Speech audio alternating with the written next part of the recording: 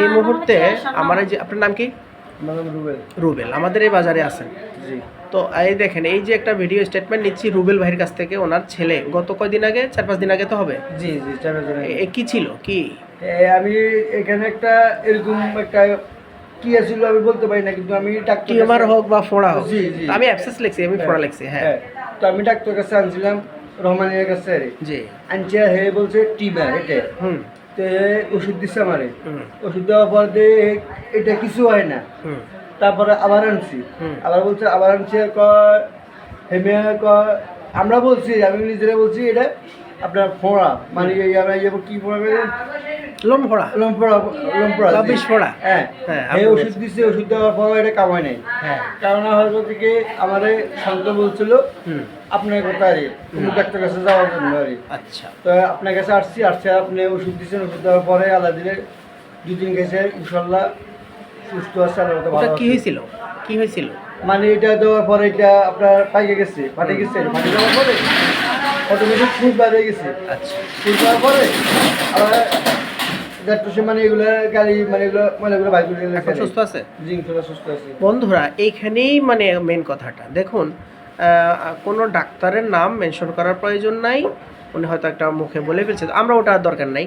Just suppose একজন homeo doctor হোক বা এলোপ্যাথি ডাক্তার হোক, যাই হোক না কেন, এখন এখানে আমরা ডায়াগনোসিস করলাম, ডায়াগনোসিস করে তড়িৎ একটা ওষুধ দিলাম। তা আমি কি ওষুধ দিয়েছি তখন আমি ভিডিওটা করি নাই, স্লিপটা মতো ঘরে আছে। জি আছে।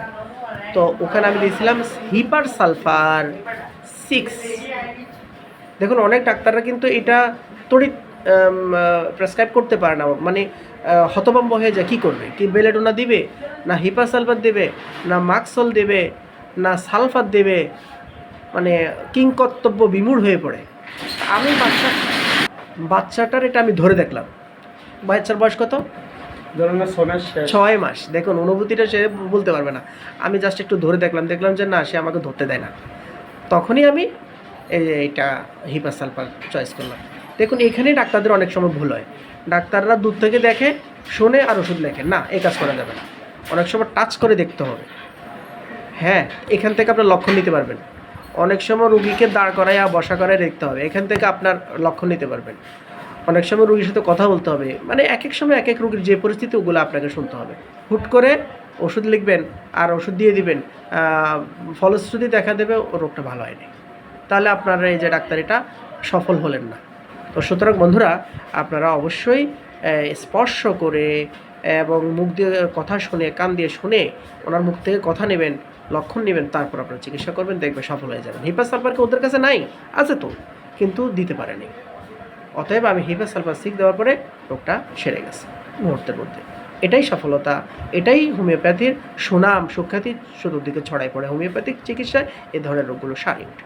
ধন্যবাদ।